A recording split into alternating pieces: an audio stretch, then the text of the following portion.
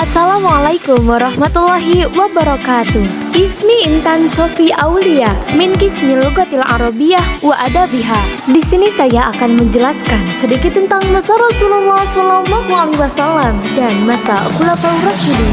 Pada masa Rasulullah SAW, berikut latar belakang dan kelahirannya, konteks sosial dan budaya. Pada abad ke-6 Masehi, Arab jahiliyah dipenuhi dengan praktik penyembahan berhala, ketidakadilan sosial, dan tribalisme masyarakat Quraisy. Suku terbesar di Mekah memiliki kekuatan ekonomi karena perdagangan dan pengelolaan Ka'bah. Kelahiran Nabi Muhammad SAW lahir pada tahun 570 Masehi di dalam keluarga Bani Hashim, bagian dari suku Quraisy. Ayahnya Abdullah meninggal sebelum ia lahir dan ibunya Aminah meninggal saat ia berusia 6 tahun. Masa muda dan keluarganya, pendidikan dan akhlak mulianya. Meskipun tidak mendapatkan pendidikan formal, Nabi Muhammad SAW dikenal karena akhlaknya yang mulia, kejujurannya, dan kebijaksanaannya. Ia sering mendengarkan cerita para pedagang yang melewati Mekah. Pernikahan dengan Khadijah. Pada usia 25 tahun, Nabi Muhammad menikah dengan Khadijah, seorang janda kaya. Beliau memiliki 6 anak termasuk Fatimah. Khadijah adalah pendukung pertama dan terpenting dalam misi dakwahnya. Pengalaman spiritual dan wahyunya. Meditasi di Gua Hiro. Di usia 40, Nabi Muhammad SAW menghabiskan waktu sendirian untuk merenung di Gua Hiro. Pada suatu malam, ia menerima wahyu pertama dari malaikat Jibril yang memerintahkan untuk bacalah. Penerimaan wahyu. Wahyu berlanjut selama 23 tahun, membentuk inti ajaran Islam. Awalnya, wahyu ini bersifat pribadi, tetapi kemudian meluas untuk mencakup ajaran sosial, moral, dan juga hukum. Penyebaran awal agama Islam. Dakwah rahasia. Setelah menerima wahyu, Nabi Muhammad SAW mulai menyampaikan pesan Islam kepada keluarga dan teman dekatnya. Di antara pengikut pertama adalah Khadijah, Ali bin Abi Thalib, Abu Bakar, dan Utsman bin Affan. Berikut penindasan. Ketika ajaran Islam mulai menyebar, Quraisy merasa terancam dan melakukan penindasan terhadap para pengikutnya. Banyak yang mengalami penganiayaan, termasuk Bilal, seorang budak yang disiksa karena iman. Lalu hijrah ke Madinah. Keputusan untuk hijrah pada tahun 622 Masehi setelah banyak pengikutnya mengalami penindasan. Nabi Muhammad SAW dan pengikutnya memutuskan untuk hijrah ke Madinah. Peristiwa ini dikenal sebagai hijrah dan menjadi awal kalender Islam. Piagam Madinah. Ketika Nabi Muhammad SAW tiba di Madinah, Nabi Muhammad SAW menyusun Piagam Madinah yang menetapkan hak dan kewajiban antara Muslim, Yahudi, dan suku-suku lokal, menciptakan komunitas yang harmonis. Lalu, pertempuran dan konflik. Perang Badar pada tahun 624 Masehi, perang pertama yang signifikan di mana umat Islam meskipun kalah tapi berhasil meraih kemenangan. Perang ini memperkuat posisi Nabi Muhammad SAW di Madinah. Lalu perang Uhud pada tahun 625 Masehi. Pertempuran ini merupakan tantangan besar bagi umat Islam. Meskipun mereka mengalami kekalahan, perjalanan penting tentang keimanan dan strateginya yang diperoleh. Lalu perang Khandaq pada tahun 627 Masehi, dikenal juga sebagai Perang Farid. Umat Islam berhasil mempertahankan Madinah dari serangan koalisi Quraisy dengan strategi cerdas. Lalu penyebaran Islam ke Mekah. Kembali ke Mekah pada tahun 630 Masehi. Setelah periode konflik dan negosiasi, Nabi Muhammad SAW memimpin pasukan untuk merebut kembali Mekah. Penaklukan ini dilakukan dengan damai dan banyak penduduk Mekah memeluk Islam. Pembersihan Ka'bah, Nabi Muhammad SAW lalu membersihkannya Ka'bah dari berhala, mengembalikannya ke statusnya sebagai tempat ibadah kepada Allah Subhanahu wa Ta'ala. Lalu haji perpisahan, haji yang bersejarah pada tahun 632 Masehi. Dalam haji terakhirnya, Nabi menyampaikan khutbah yang sangat penting. Dalam khutbah ini, beliau menekankan persatuan umat, hak asasi manusia, dan perlunya mengikuti ajaran Islam. Lalu wafat dan warisannya. Kematian Nabi Muhammad SAW pada tanggal 8 Juni 632 Masehi di Madinah. Sebelum meninggal, beliau memberikan pesan terakhir tentang persatuan umat dan pentingnya mengikuti ajaran Al-Quran dan Sunnahnya. Warisannya yaitu ajaran Nabi Muhammad SAW disampaikan melalui Al-Quran dan hadis. Ia dikenang sebagai teladan bagi umat Islam, dan prinsip-prinsip yang diajarkan terus mempengaruhi kehidupan miliaran orang di seluruh dunia. Lalu pentingnya masa Rasulullah SAW, dampak sosial dan politik. Masa Rasulullah SAW merupakan momen transformasi yang mengubah struktur sosial dan politik di Arabi, menjadikan Islam sebagai kekuatan yang menyatukan berbagai suku dan komunitas. Pengaruh jangka panjang, ajaran dan nilai-nilai yang ditanamkan selama masa ini masih relevan dan menjadi pedoman bagi umat Islam dalam menghadapi tantangan zaman.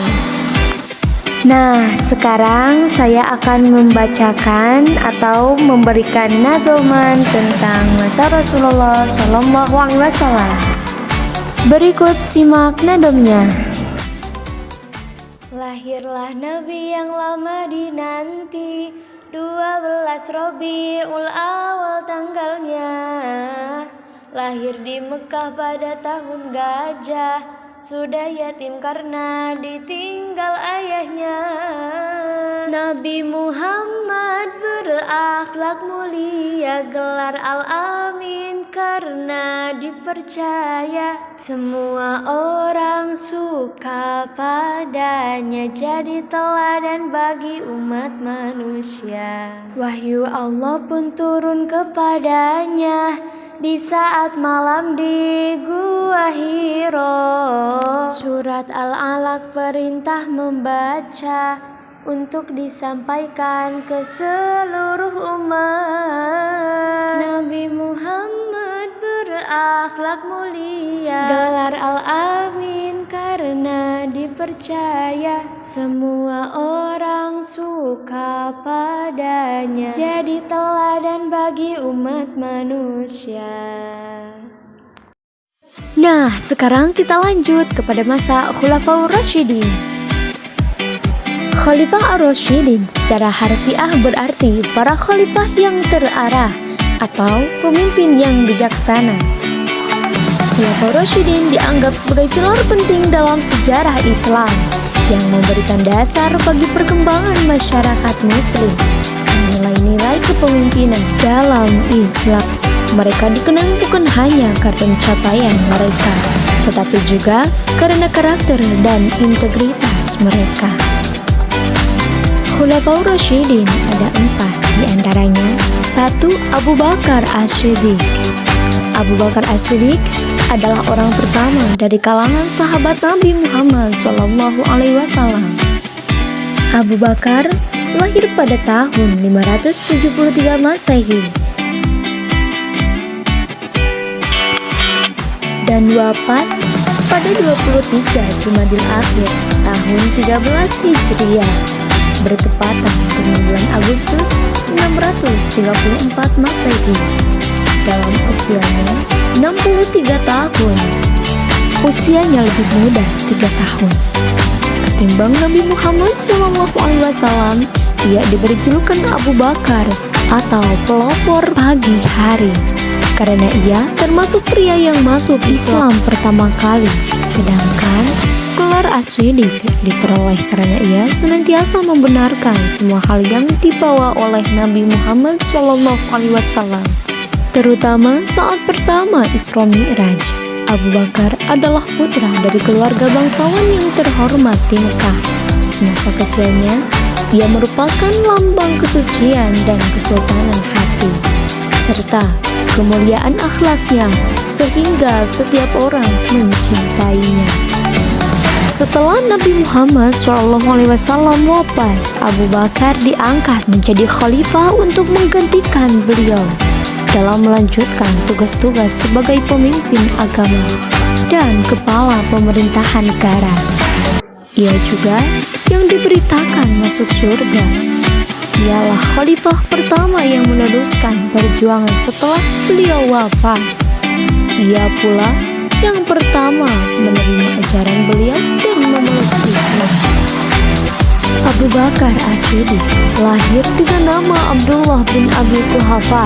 Dia adalah suatu di antara 4 khalifah yang diberi gelar Khulafaur Rasyidin atau khalifah yang diberi petunjuk. Beliau yang menemani Nabi Muhammad SAW sejak ia masuk Islam hingga beliau wafat.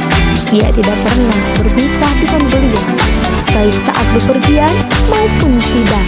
Ia hanya berpisah dengan beliau ketika ia diberi izin untuk melaksanakan ibadah haji dan berperang. Ketika itu, umat Islam bersepakat untuk menambahkan nama As-Siddiq di belakang namanya, sebab ia termasuk orang pertama yang membenarkan dakwah Nabi Muhammad SAW dan terus mengemaninya hingga ia wafat. Ia merupakan pria pertama kali masuk Islam dan ia adalah orang yang paling menjaga hormatannya. Pada jahiliyah, ia juga termasuk sahabat beliau yang paling dermawan, berpengetahuan dan bertakwa Allah Subhanahu wa Ta'ala. 2. Umar bin Khattab. Umar bin Khattab adalah sosok yang luar biasa dalam sejarah Islam. Beliau terkenal karena kepemimpinan yang adil, ketegasan, dan kontribusinya yang besar terhadap perkembangan masyarakat Muslim dan mencerminkan perjalanan transformasi dari seorang pemimpin yang keras dalam tradisi jahiliyah menjadi seorang pemimpin besar dalam sejarah Islam. Keberaniannya dan komitmennya terhadap prinsip-prinsip keadilan dan kebenaran membentuk karakter dan kepemimpinannya setelah menjadi khalifah. Umar bin Khattab lahir sekitar tahun 584 Masehi di Mekah. Di tengah suku Quraisy yang terhormat, ia merupakan putra dari Khattab, seorang pedagang yang sukses, dan Hantama binti Hashim yang juga berasal dari keluarga terkemuka. Sejak kecil, Umar dikenal sebagai pemuda yang kuat, cerdas, dan memiliki sifat kepemimpinannya yang menonjol. Ia belajar membaca dan menulis yang tidak umum di kalangan pria Arab pada masa itu. Sebelum memeluk Islam, Umar adalah seorang penentang keras ajaran Nabi Muhammad SAW. Ia terlibat dalam berbagai penganiayaan terhadap para pengikut Nabi. Namun, semuanya berubah ketika ia mendengar bacaan Al-Quran yang menyentuh hatinya. Keislamannya pada tahun 600 Masehi menjadi titik balik penting tidak bagi dirinya, tetapi juga umat muslim lainnya, karena ia adalah tokoh terkemuka yang memberikan dukungan kuat kepada Nabi. Setelah masuk Islam, Umar aktif berpartisipasi berbagai pertempuran, termasuk perang dan perang Uhud. Ia menjadi salah satu sahabat dekat Nabi Muhammad SAW dan dikenal karena keberaniannya. Ketika Abu Bakar As-Siddiq wafat pada tahun 634 Masehi, terpilih sebagai khalifah kedua secara aklamasi. Pada pemerintahannya berlangsung selama 10 tahun, di mana ia memimpin dengan ketegasan dan kebijaksanaannya. Di bawah kepemimpinan Umar, Islam mengalami ekspansi yang signifikan. Ia memimpin penaklukan wilayah Persia, Suriah, Mesir, dan bagian Kekaisaran Bizantium. Dalam hal administrasi, Umar mendirikan sistem pemerintahan yang terorganisir, membagi wilayah ke dalam provinsi dan menunjuk gubernur. Ia juga dikenal sebagai pemimpin yang adil dan peduli terhadap kesejahteraan rakyatnya.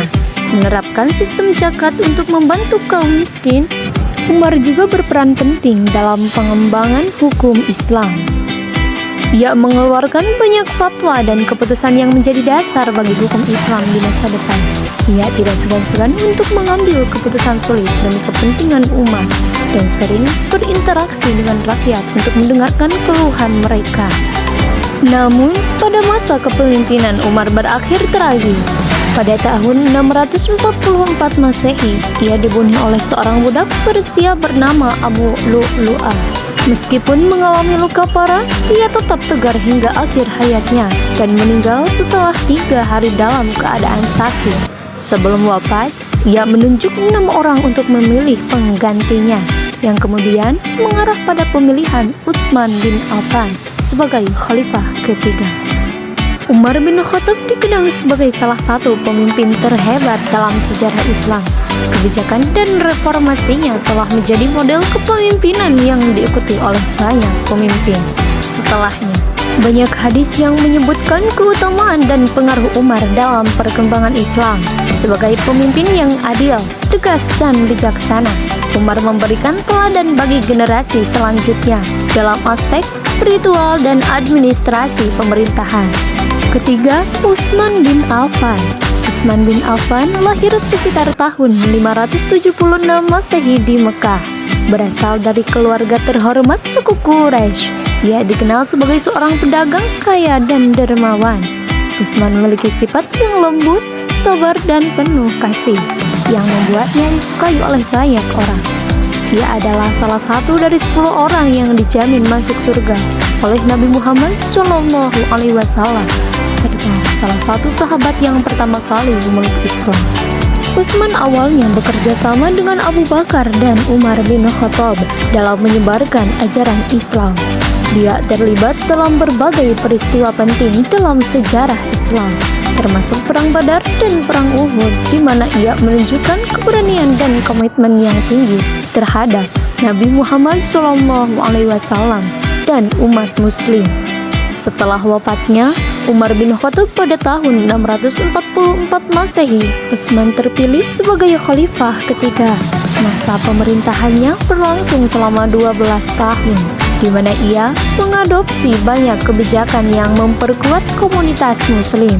Salah satu pencapaian terbesarnya adalah pengumpulan dan penulisan Al-Quran dalam satu mushaf, yang sangat penting untuk menjaga keaslian ajaran Islam.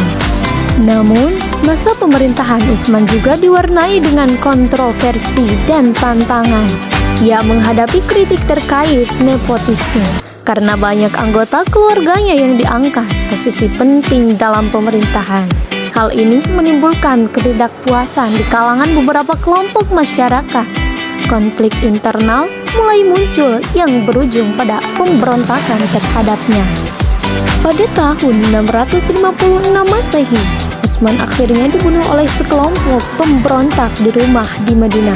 Wafatnya, Utsman menandai berakhirnya periode stabilitas yang telah dibangunnya, dan peristiwa tersebut menyebabkan ketegangan yang lebih besar dalam masyarakat Muslim. Utsman bin Affan dikenal sebagai sosok yang penuh pengabdian dan keberanian, serta sebagai salah satu pemimpin yang berkontribusi besar dalam penyebaran dan pelestarian ajaran Islam. Legasinya terus diingat hingga hari ini, baik dalam konteks sejarah maupun dalam pengembangan komunitas Muslim. 4. Ali bin Abi Thalib. Ali bin Abi Thalib lahir sekitar tahun 600 Masehi di Mekah dan merupakan sepupu serta menantu Nabi Muhammad SAW. Ia tumbuh dalam lingkungan yang dekat dengan Nabi, dan sejak kecil Ali sudah menunjukkan karakter yang kuat, berani, dan cerdas. Ketika Nabi Muhammad SAW menerima wahyu dan memulai dakwahnya, Ali menjadi salah satu pengikut pertama yang memeluk ajaran Islam. Bahkan dianggap sebagai yang pertama di antara kaum muda. Ali berpartisipasi dalam banyak pertempuran penting dalam sejarah Islam, termasuk Perang Badar, Uhud, dan Khandaq. Ia dikenal karena keberaniannya dan kepiawaiannya dalam bertempur, seringkali menjadi pelindung Nabi di medan perang. Selain keterampilan militernya, Ali juga dikenal sebagai seorang yang sangat berilmu dan bijaksana, sering memberikan nasihat kepada Nabi dan komunitas muslim. Setelah wafatnya Utsman bin Affan pada tahun 656 Masehi, Ali terpilih menjadi khalifah keempat.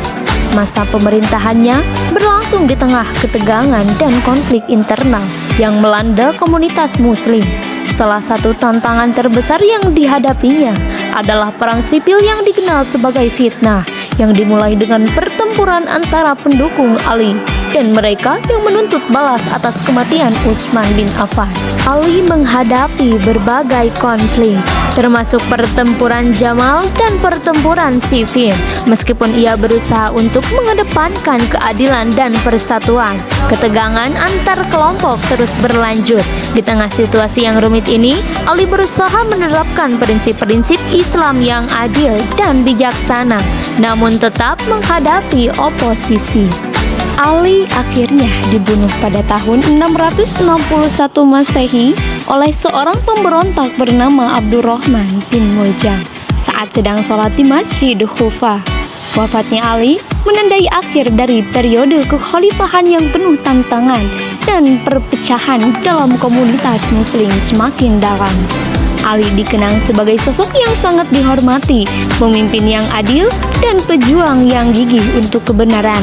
Legasinya sebagai imam dan tokoh penting dalam sejarah Islam tetap hidup dalam hati banyak pengikut, terutama dalam tradisi Syiah yang menganggapnya sebagai Islam pertama dan pemimpin yang sah.